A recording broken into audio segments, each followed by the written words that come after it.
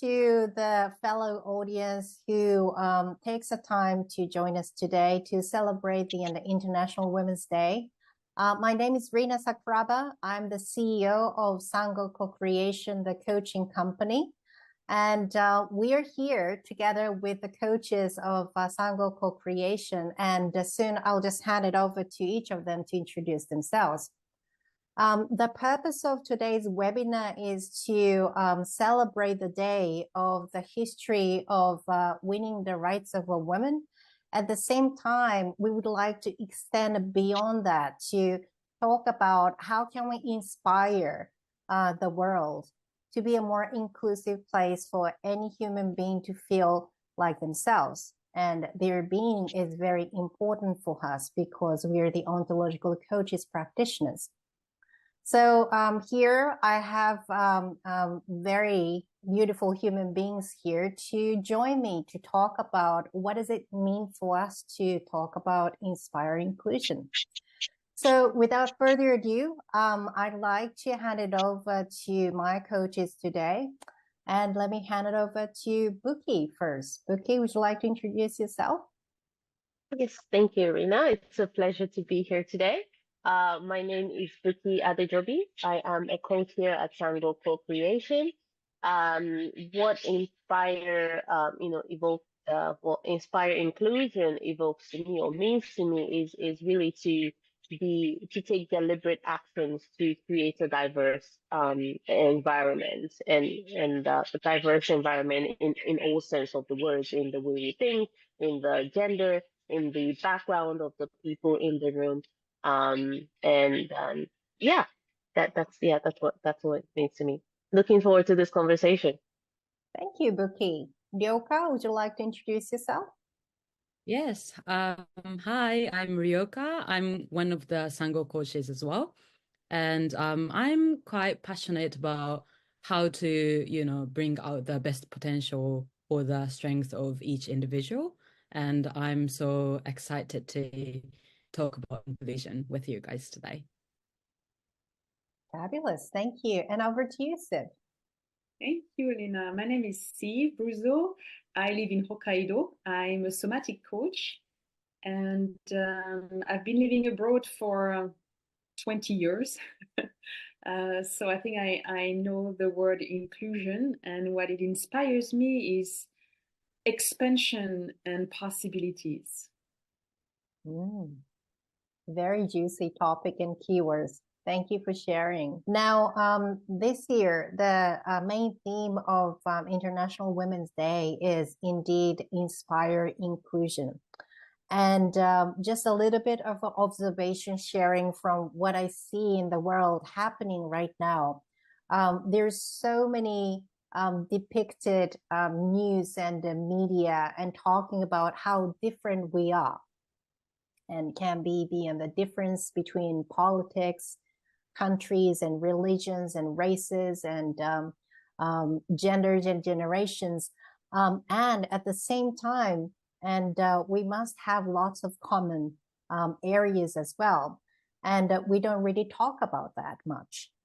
And also the curiosity that we drive ourselves to be great coaches, since that we are all coaches, is a bit lacking in the world these days to talk about. I'm very curious to get to know about what these differences mean for me and for us to really co-create the world together. And personally, I feel that I like that conversation to happen more. And the other day, I read an article. It says diversity is a fact and inclusion is an action with intentions. And it takes the courage from everybody to step forward. And I just want to open the floor. What does that mean for you? And what experience have you had for yourself when you felt inclusion makes difference? So, Siv, would you like to share your experience with us? When I think about inclusion, it's true that first I think about nature. I really like nature and I spend a lot of time in nature. And in nature, there's so much diversity. That's why it's so beautiful. If we had the same trees and the same the same flowers all over the world, it would be quite boring.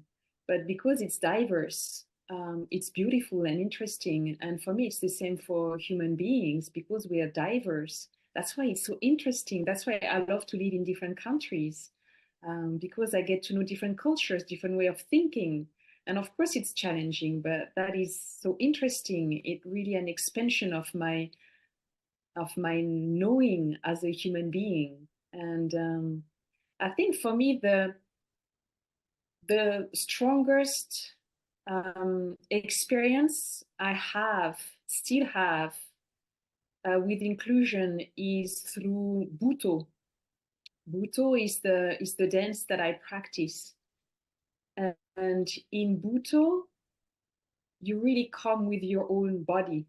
So you don't try to fit your body into a form or into a dance, but it's the opposite.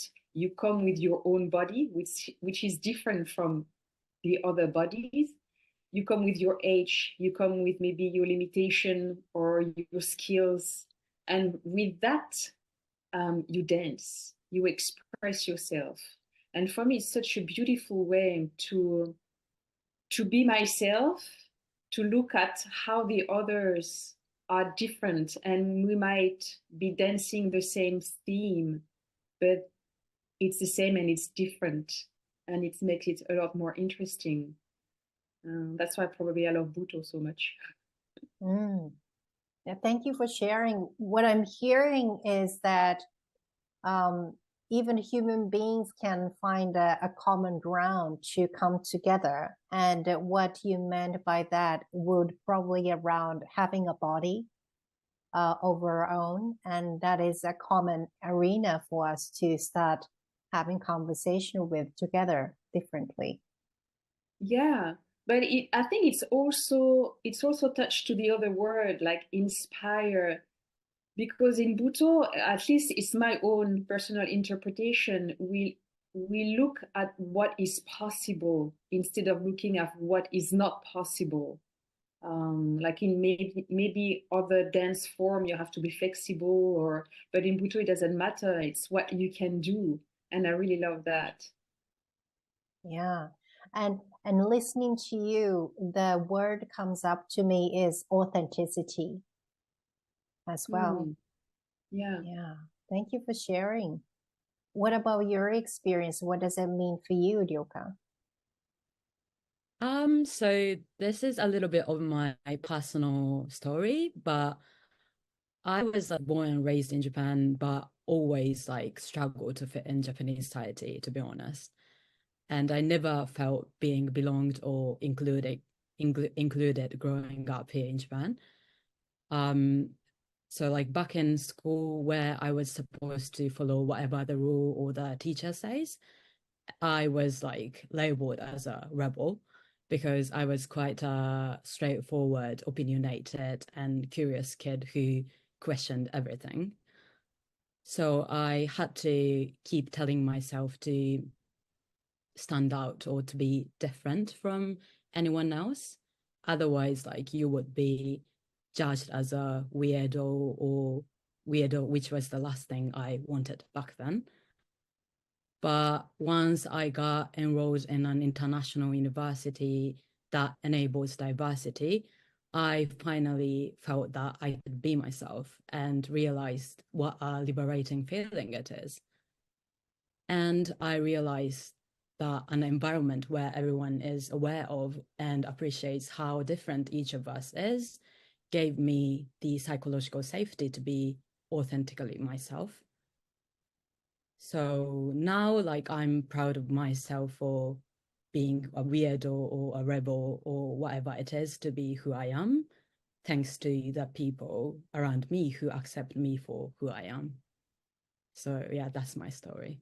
And it's such a beautiful story and also powerful in the way that you were the receiving end of the action of people who included you as well. And I'm curious, how does that ripple out from you now?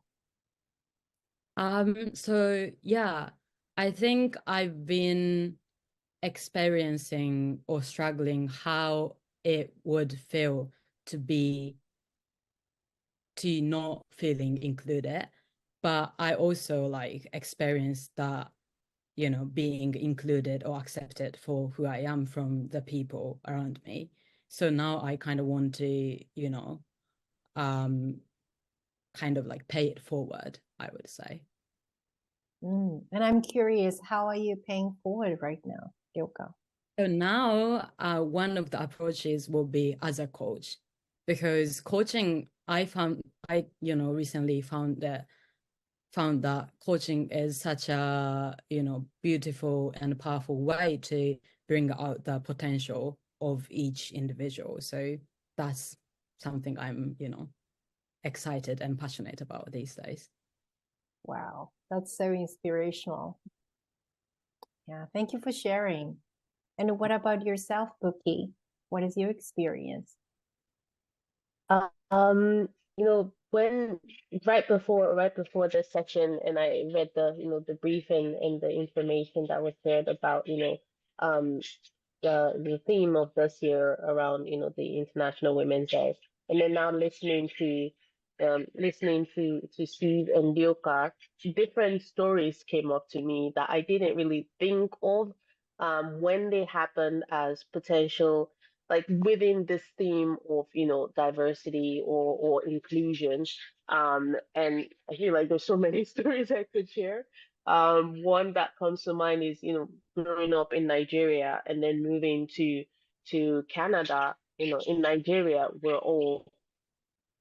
I grew up around other Nigerians, all Black people, and so there was no, there was no awareness of, oh, there, you know, other cultures think differently, other cultures, people who look differently think differently. Until I moved to Canada, and it's like, okay, there's a whole new world that exists outside of just being Nigerian.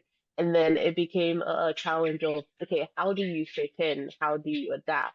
And I think from that point was when I started to become aware of, you know, I am, as a Nigerian, as Buki, as a Black person, I am who I am. But then there's so many like different colors of the rainbow, so many variation. And that's why when Steve mentioned, you know, loving to travel, because you get to experience different cultures, different types of thinking, different way of thinking, different mindsets. It really resonated with me because I realized at that moment when she said it, it's like, you know, growing up in Nigeria, moving to Canada, my point of view changed completely.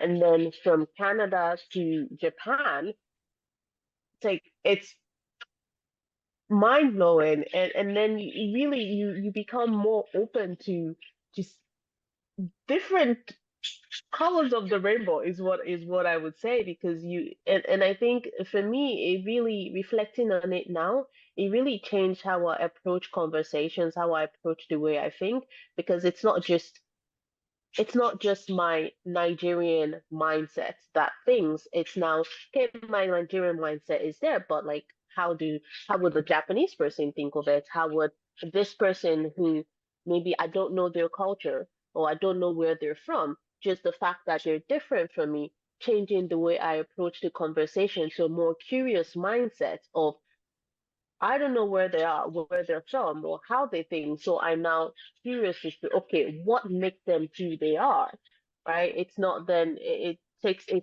forces me to take a step back from my way of thinking, my outlook in life, to become open to who they are, which means then I am judging them based on them, their self, not the expected or the stereotypes around that might exist around them at the time. That was yeah, just listening to, you know, Ryoka and Steve share their story. Those are things that came to my mind. But if I were to give a specific example, in one of my one of my companies, we were looking to hire interns. And I think that's something, diversity, inclusion or inclusiveness is something that's big in corporate, and it's becoming a buzzword. But, just within this conversation, like the light the light bulb lit. And I remembered we were considering two candidates at the time. It was a guy, a Caucasian guy, and a Black woman. And at the time, as a Black woman, I'm thinking woman power, Black power. But then I'm also having to think to myself, am I choosing this Black woman because she's Black, because she's a woman? Or am I choosing her because her ability to do the job? Or if I was to consider the Caucasian guy, what can he do? So it forced me to think out of those, like, the identity, their appearance, to look really inward and see the fit for, between their skills and my organization, or their way of thinking and the way I want to run my organization versus just how they look. And I think that really is what, inclusion comes down to, is like, you have to be aware of, and it really connects to coaching as well, that awareness of the way you think, who you are, and the possibilities that exist around you, the different colors of the rainbow. I think the colors of the rainbow is something that really just comes out as a word, but colors of the rainbow that exist around you, and being conscious of whatever biases that might exist. Yeah, is really what comes to mind. And that was a long-winded explanation and share, but yeah. And what comes up in me right now is the word pause. I think the importance of pause. Yeah. And in an autopilot mode of assessments and judging someone and making decisions, and we all have our go-to default decision making and judging and assessing. And what came up to me from your story was the importance of pauses. Yeah. Very interesting. And also different colors of rainbow, how beautiful that is. To put it into an analogy. And I'm curious, Siv, Ryoka, anything come up for you listening to Buki and each other? I love the term, the colors of the rainbows. That's who we are. And yeah. And I know Ryoka, and I really appreciate you because you're different. So yeah. Like listening to Buki's story, the word that came up to me was like unconscious bias. Even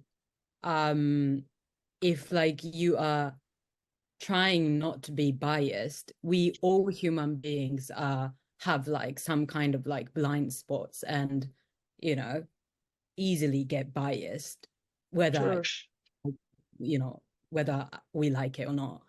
So yeah, the first step would be to be aware of the fact we are all biased or like have blind spots, and try to be aware of that. That's something I was thinking listening to your story. And yeah, thank you for sharing that. And also, like you said, we all human beings have blind spots. And it sounds to me that listening to all of you, acknowledging that could be a good start for many people, that I can be biased and I am biased because I'm a human being. And it sounds to me that's like a really good conversation starter too. Yeah. And that got me really thinking to ask you the next question. And what ideas would you give to the audience that's listening in today? And not everybody is like us and like you. And what I'm hearing is that you had your own journey to start including differences around you or differences of yourself. And I'm hearing a lot from especially corporate world that I work closely with. Okay, I accept the differences. What do I do with it? What should I do? What can I do? And there's so many ways that you can do, and people are very desperate to hear your thoughts. So I'm curious, what would you like to share to inspire the audience to take an action to start different conversation from today, since that we are all coaches? Anyone would like to start? I can go first. Sure. So I would like to say first that at the root of it all, we are like all human beings, regardless of our skin color, gender, age, or whatever it is. And like we all want to be authentically ourselves and to be happy at the same time. And to pursue that ultimate goal, the effort to embrace diversity, or in other words, like creating an inclusive environment, would be essential, I believe. So I personally would like to keep having that conversation on how we can create psychological safety that enables us to feel included and make the most of our ability optimally. Very good conversation. Very personal conversation too. Yeah, thank you. If I may go next. Mm-hmm. I think it starts with self-assessment, and within an organization as well, organizational assessments, because we're in an era where, you know, it's not as simple as saying man or woman or black or white, or, you know, or Asian. There's so many diversity, so many colors out there. And so I think first it's really assessing, you know, yourself and your organization and how you make decisions. And if you come to an environment where you need to make a decision, or a situation where you need to make a decision, ask yourself, am I considering what am I really looking at? Am I choosing this person because they look like me? Am I choosing this person because they speak like me? If I don't have, you know, anyone who speaks like me or looks like me in the room, why is that potentially? Right. And the example that, you know, I mean, I also work in tech, and, you know, women in tech is such a big thing. But, you know, and I speak with many women who are in tech, and I speak with many men who are in tech. And there are a couple of organizations that are trying to push more women out there. But I think, you know, at the core of it, we as individuals, as ourselves, also need to recognize that we, in a way, could also play a role in this bias.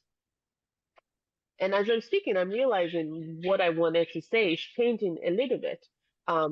Because I realized, speaking with different women in tech, I'm going to give us an example. And so I run an AMA session. I run AMA sessions in one of my organizations. And every time I organize it, I reach out to different people within the community of that organization, to guest speakers.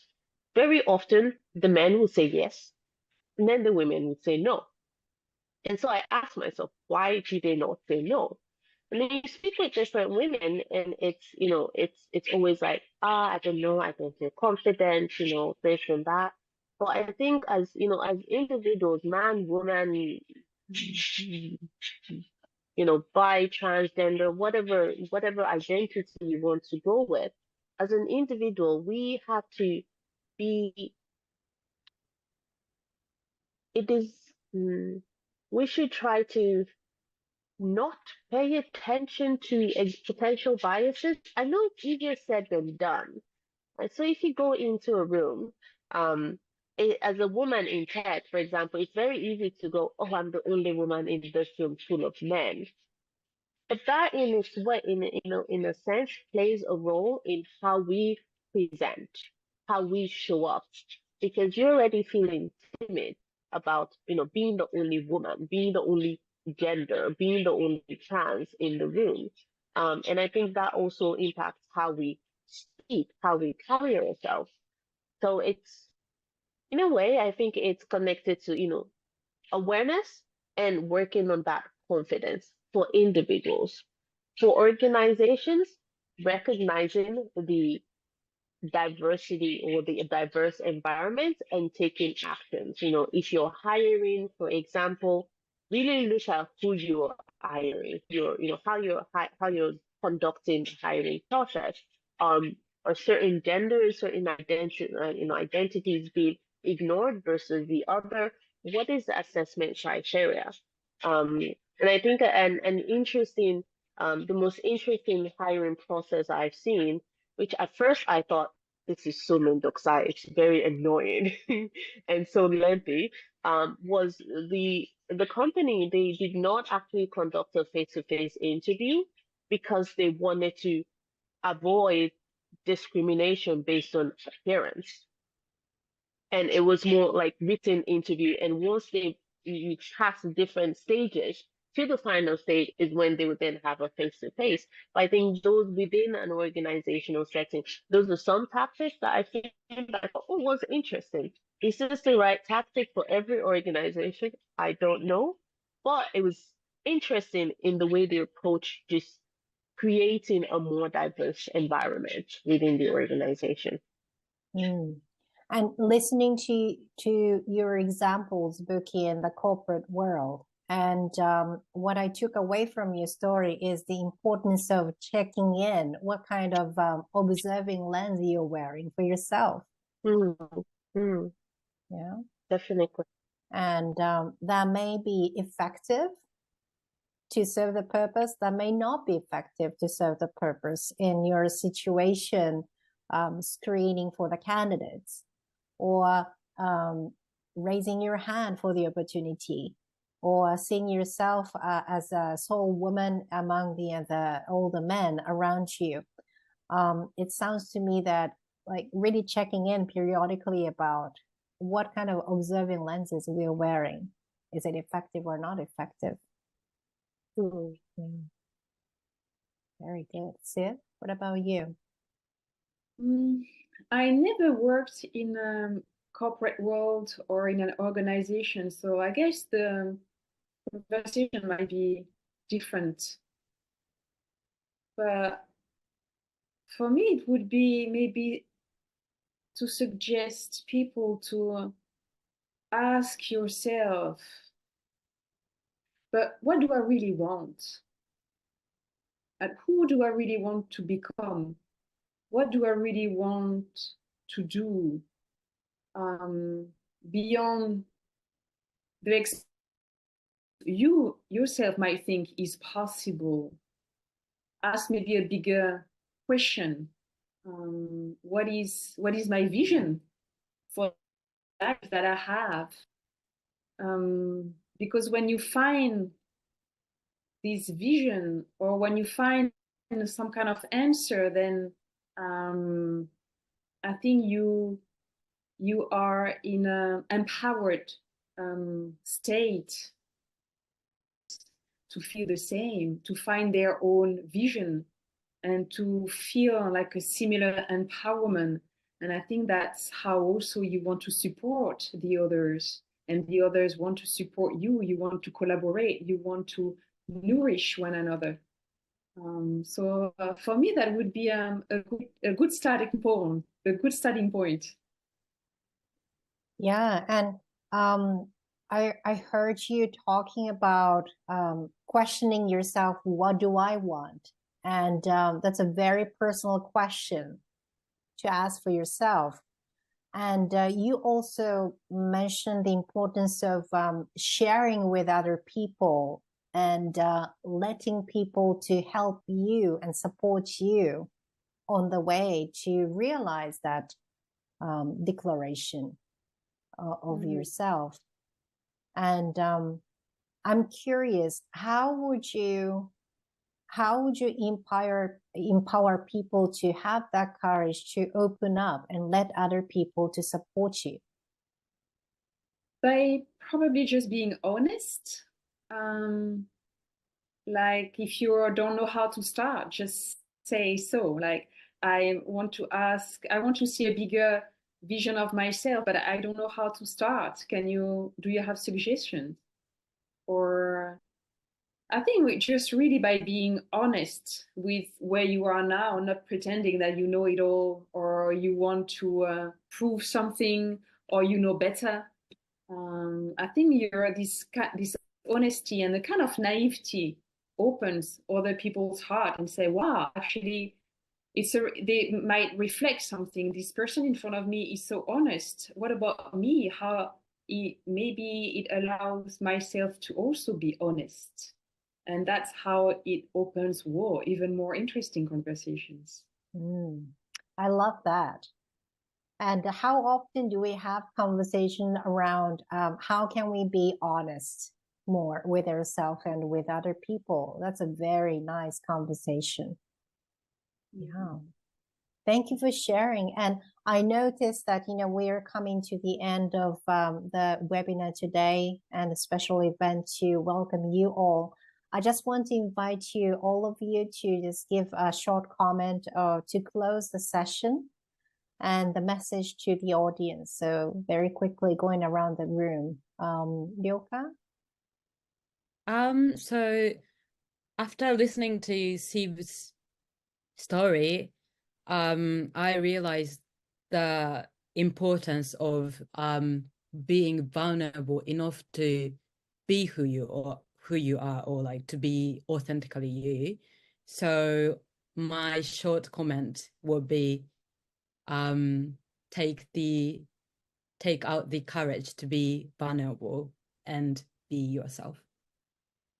Very nice, thank you. Buki, short message for the audience? I think it would connect to the vulnerability, but be self-aware. Yeah. Be self-aware. Assess yourself. Love it. Sid? I think it would be don't take anything for granted, and keep a curious mind. Yeah, for me, just be human. And don't be afraid to be human. Yeah. So thank you so much for sharing your, very personal and inspirational stories and feelings and what's really dear to your heart. And I really appreciate every single of your presence today. And I can't really wait to have another session like this in the future, but I'm afraid that we have to close the webinar today. For the audience, we are saying goodbye here. At the same time, after this video, there will be a showing of the program that Sango Co-Creation is offering for women. It calls the Inspire Inclusion Program, and we combine the personality assessment and plus the coaching sessions that we provide as Sango coaches. So feel free to reach out to us if you're interested, and I hope that we can work with you together in the coaching sessions. So thank you very much, Buki. Thank you, Seth. Thank you, Ryoka. Thank you very much for having us. Thank you.